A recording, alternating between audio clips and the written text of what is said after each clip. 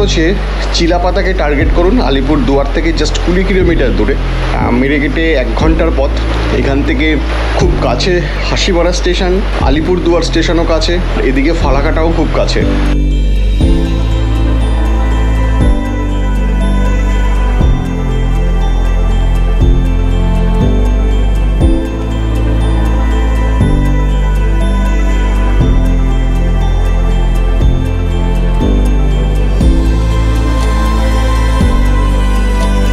চিলাপাতার ফরেস্টের অভিজ্ঞতা নিতে হলে একদম ঘরোয়া পরিবেশে বাঙালির পকেট ফ্রেন্ডলি একটা হোমস্টেতে থেকে 2 দিন নিজের মতো করে নির্জনে জঙ্গলের মাঝে অভিজ্ঞতা নিয়ে যান।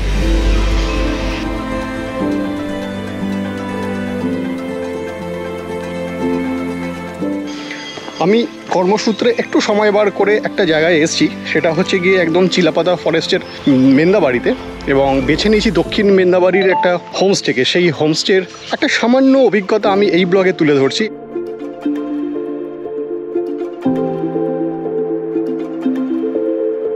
চিলাপাতা মন কেড়ে নিয়েছে। এই প্রাকৃতিক সৌন্দর্য কিন্তু অসাধারণ, ঠিক বলে বোঝানো কঠিন। যারা পাহাড় ভালোবাসেন তার পাশাপাশি জঙ্গলকেও টার্গেট করুন, এবং অবশ্যই আমাদের প্রিয় ডুয়ার্সকে।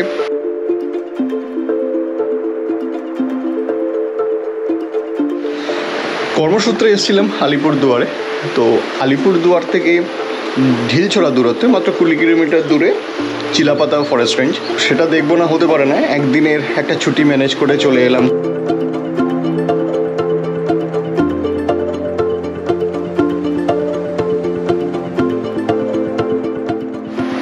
সকলকে নমস্কার জানাই আজকের নতুন একটা এপিসোডে।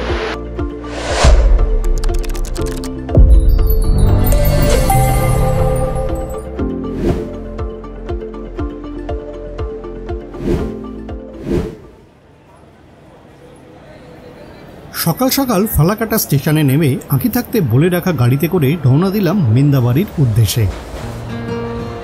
এপিসোডের শুরুতেই যেমনটা বললাম, কাজে এসে সময় বার করে একটু বেরিয়ে নেওয়া। চা বাগানের প্রতি আকর্ষণ জন্মায় পাহাড়ে তার প্রথম দেখা পাওয়ার পর থেকে, কিন্তু তরাইয়ের চা বাগানের কথা এতদিন শুনে এসে আজ প্রথম চাক্ষুষ করছি। সুতরাং উত্তেজনা, আনন্দ দুটোই ছিল একটু ভিন্ন রকমের। আমার হোমস্টেতে যাওয়ার পথে পড়ল মথুরা টি এস্টেট।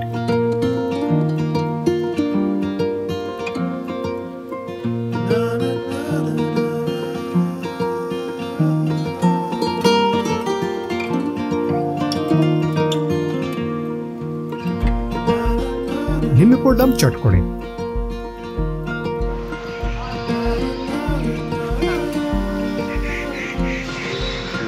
ডুয়ার্সে এসছি আর চা বাগানে ঢুকবো না তা তো হয় না। চলে এলাম মথুরা টি এস্টেটে। রাস্তা দিয়ে আমার হোমস্টেতে যাওয়ার সময় রাস্তা দিয়ে পড়লো এটা জাগ্রত শিব মন্দির, সেটা দর্শন করলাম। একটা ঝলক আপনাদেরকে দেখাই শিব মন্দিরের।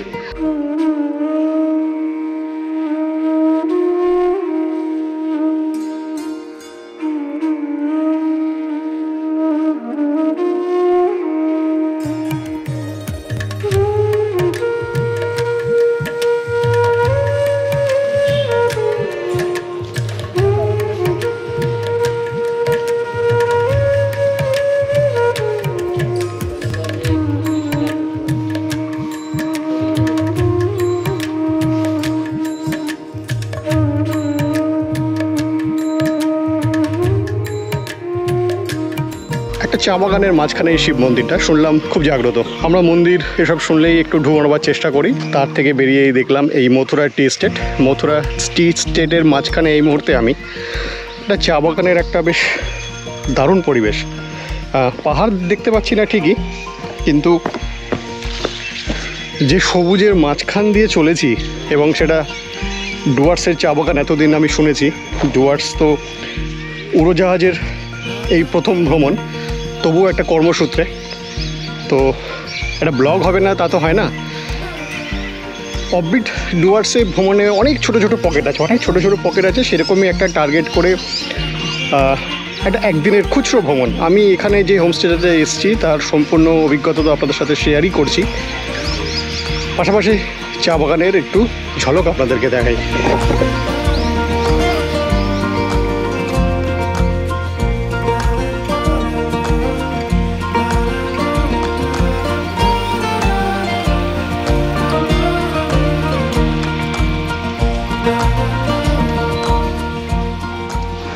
অসাধারণ অসাধারণ, মানে ক্যামেরায় কতটা ধরতে পারছি আমি জানি না, কিন্তু ডুয়ার্সের চা বাগানের একটা আলাদাই বিউটি। সবুজের যে কি মাহাত্ম্য আর সবুজের যে কত বৈচিত্র্য, তার না বোধহয় এই বর্ষায় ডুয়ার্স ভ্রমণে না এলে বোধহয় বোঝা যাবে না। আমি অনেক দিনই টার্গেট করেছিলাম ডুয়ার্স ভ্রমণের, তো অনেক রকম প্রত্যেকটা সিজনে একটা আলাদা আলাদা রূপ, এবং জঙ্গল খোলা না থাকলে অনেকেই আসতে চান না, কিন্তু বর্ষার ডুয়ার্সের কিন্তু একটা আলাদাই মজা। চেষ্টা করুন ডুয়ার্সের অনেক ছোট ছোট পকেট অর্থাৎ অফবিট প্লেসেসগুলো আছে পাহাড়ের পাশাপাশি, সেগুলো অনেক চ্যানেলে হয়তো তুলে ধরে। আমি কর্মসূত্রে একটু সময় বার করে একটা জায়গায় এসেছি, সেটা হচ্ছে গিয়ে একদম চিলাপাতা ফরেস্টের মেন্দাবাড়িতে, এবং বেছে নিয়েছি দক্ষিণ মেন্দাবাড়ির একটা হোমস্টেকে। সেই হোমস্টের একটা সামান্য অভিজ্ঞতা আমি এই ব্লগে তুলে ধরছি, এবং ইচ্ছে আছে পরবর্তীতে যখন জঙ্গল খুলবে পরিবার সমেত উড়োজাহাজ আবার ভিজিট করবে, সমগ্র অভিজ্ঞতা তুলে ধরবে, তার সাথে সম্পূর্ণ ট্যুর ডিটেলস। খুব কম খরচে বাঙালির একদম পকেট ফ্রেন্ডলি গন্তব্য হচ্ছে চিলাপাতা ফরেস্টের মেন্দাবাড়ি। কাটিয়ে যান দুটো দিন।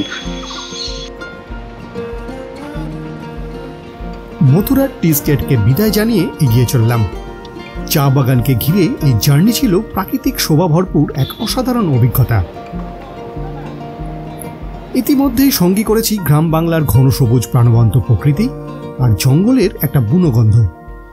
তবে মেঠো পথ নয়, একেবারে পিচ মসৃণ সর্পিল পথ, যে পথের এক পাশে ধানক্ষেত, অন্য পাশে চা বাগান, আর মাথার ওপর স্বচ্ছ নীল আকাশ। একটা সময় এসে পৌঁছলাম চিলাপাতা রেঞ্জ অফিসের মোড়ের মাথায়। এই রাস্তায় বাদিক বরাবর চলে গিয়েছে সেই রেঞ্জ অফিস। আমরা ধরলাম ডান দিক। দেখে নেব চিলাপাতা সেলফি জোন। শাল ও সেগুন গাছে ঘেরা একটা দারুণ জায়গা এই সেলফি জোনটি। সময় কাটালাম বেশ খানিকক্ষণ।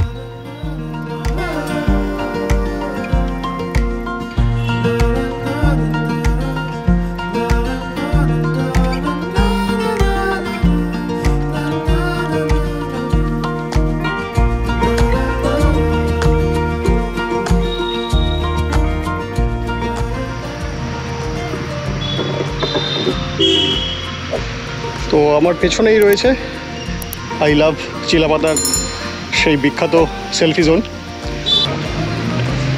একটা ছোট্ট সময়ের মধ্যে যতটুকু তুলে ধরা যায়, যেহেতু আমি আগেই বললাম কর্মসূত্রে আসা, তাই।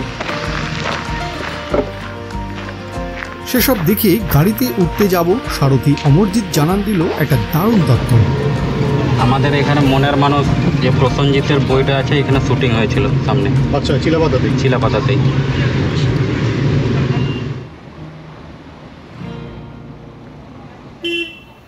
এবার আবার সেই গ্রাম্য পথ ধরে চললাম দক্ষিণ মেন্দাবাড়ির দিকে, আর সেখানেই আমাদের হোমস্টে। প্রসঙ্গত জানিয়ে রাখি, আজকের এপিসোডে শুধুমাত্র জেডি হোমস্টেকে তুলে ধরবো, এবং পরবর্তী এপিসোডে দেখাবো চিলাপাতা থেকে একটা ট্যুর, একবেলায় পড়শি দেশ ভুটানের ফুন্টেশলিংয়ের সমস্ত অভিজ্ঞতা ও ডিটেলস। তাই ভালো লাগলে সঙ্গে থাকবেন উড়োজাহাজের। মেন্দাবাড়ির এই পথে এইবারই প্রথম অনুভব করলাম চিলাপাতা জঙ্গলের ঘনত্ব, আর সেই সাথে লক্ষ্য করলাম পথের একটা পাশ ইলেকট্রিক ফেন্স দিয়ে পুরো রাস্তাটাই যেন ঘেরা। বুঝতে কোনো অসুবিধা রইল না যে বন্য জীবজন্তুর অবাঞ্ছিত আগমনকে রোধ করাই এর উদ্দেশ্য। শুনলাম এ পথে যখন তখন দেখা মেলে হাতির পালের। সেই রকমই একটা রোমাঞ্চকর দৃশ্য দেখবার অপেক্ষায় ছুটে চলেছি। হঠাৎই থমকে দাঁড়ালাম বানিয়া নদীর ওপর একটি ব্রিজে, যার ল্যান্ডস্কেপটা কিন্তু ছিল অসাধারণ।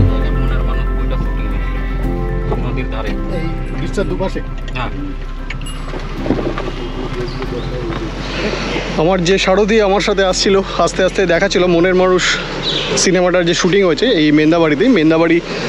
ওখানে আমি দেখলাম চিলাপাতা জঙ্গল ক্যাম্প, সেই রিসর্টটাতে বেশ ছবি দিয়ে অনেক কিছুই।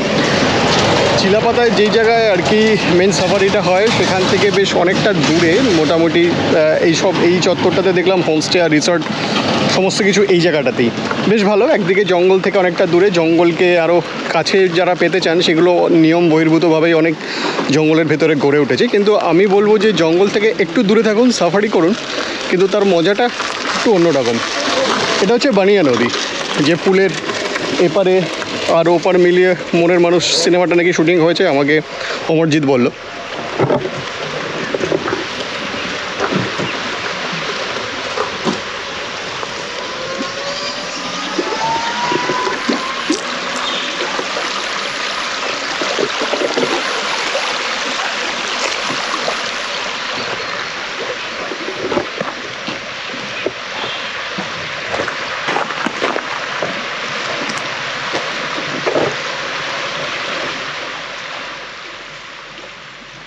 এইবারে সোজা যাব আমার আস্তানা জেডি হোমস্টে চিলাপাতায়। আপনাদের কাছে চিলাপাতাতে একটা আস্তানার খোঁজ তুলে ধরি।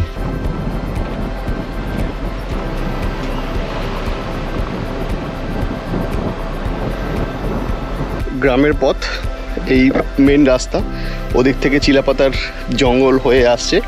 এমন নয় যে এটা জঙ্গলের একদম মাঝে আপনাকে সেই গহীন জঙ্গলের একটা রোমাঞ্চকর স্বাদ দেওয়ার জন্য বেআইনিভাবে গড়ে তোলা, সেমন কোনো ব্যাপার নেই। জঙ্গলের নিয়মকানুন মেনেই জঙ্গল থেকে যতটা দূরত্বে হওয়া উচিত সেরকমই একটা ঢিল ছোড়া দূরত্বে চিলাপাতার এই আমার পেছনে রয়েছে জেডি হোমস্টে। জেডি হোমস্টের একদম রাস্তার মূল গ্রামের পথেই সাইডেই পড়ে। এখান থেকে আপনি পথে আস্তে আস্তে আরও কিছু দেখতে পারবেন।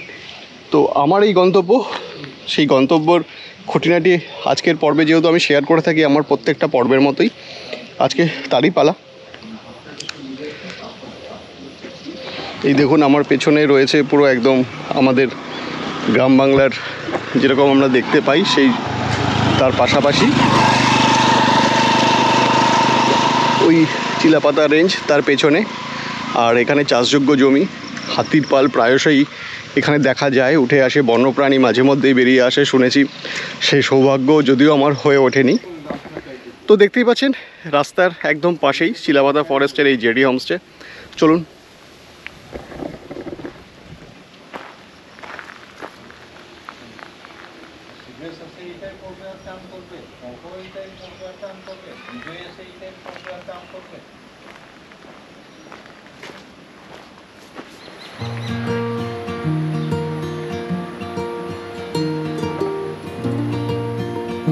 এই যে আমি আপনাদের সামনেটা দেখাই, ওই রিলসটা যেটা দেখা যায় যেটা সমগ্র চিলাপাতা ফরেস্টের মধ্যেই পড়ে। ওই জঙ্গলটা পুরোটাই চিলাপাতা ফরেস্ট। চিলাপাতা ডুয়ার্সের একটা খুব গুরুত্বপূর্ণ ফরেস্ট রেঞ্জ। এখানে জঙ্গল এতটাই গভীর, অনেক জায়গাতে সূর্যের আলো ঠিকঠাক পৌঁছয় না। আলিপুরদুয়ারে বক্সা রিজার্ভ আর জলদাপাড়া ফরেস্ট রেঞ্জের মাঝে চিলাপাতা ফরেস্টটা ঠিক করিডোরের মতো কাজ করে। তো অনেক দিন ধরে ভাবছিলাম ডুয়ার্স আসবো, সময় নিয়ে ডুয়ার্সটাকে এক্সপ্লোর করার জায়গা অনেক রয়েছে।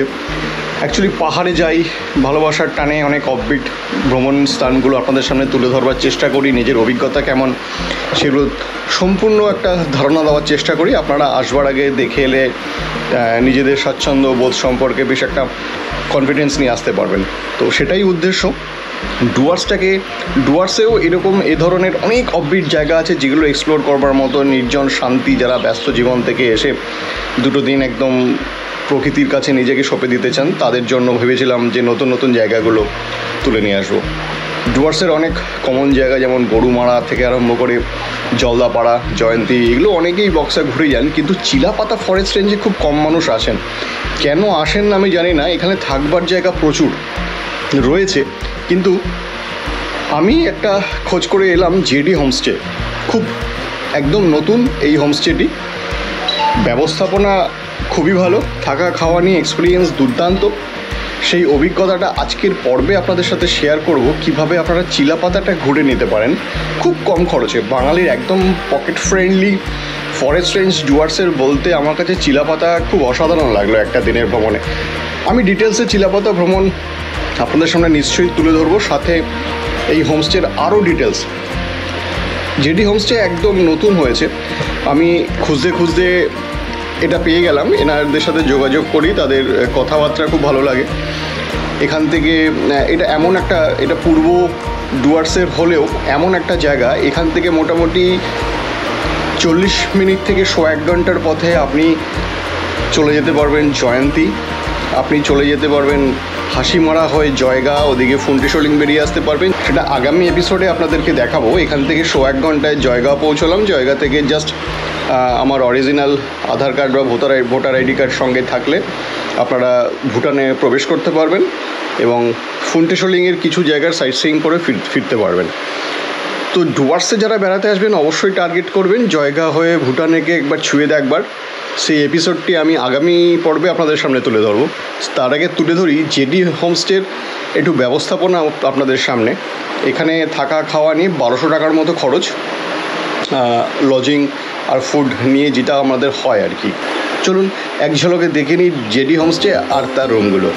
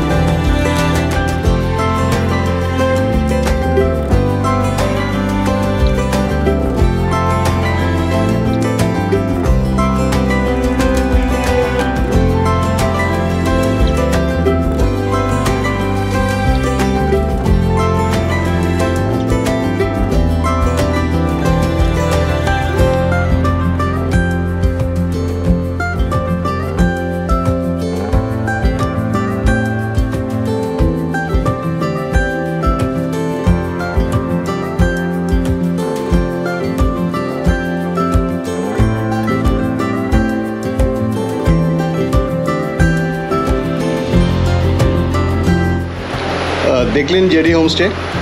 এদের ডাইনিংটা যে জায়গায় অবস্থিত সেইখান থেকে তার পাশেই মানে সুন্দর একটা পাট ক্ষেত, মানে সেই দেখতে দেখতে সবুজের দু চোখ ভরে তার স্বাদ নিতে নিতে আপনি এখানকার লোকাল খাবারের স্বাদ নিন, বা আপনি যেরকমভাবে যা খেতে ইচ্ছে হয় সেগুলো খেয়ে দেখতে পারেন। এদের কাছে ডিমান্ড রাখতে পারেন। উত্তরবঙ্গের ইলিশ যেটাকে বলা হয় বরলি, সেটা অবশ্য এই সিজনে এলেই পাবেন।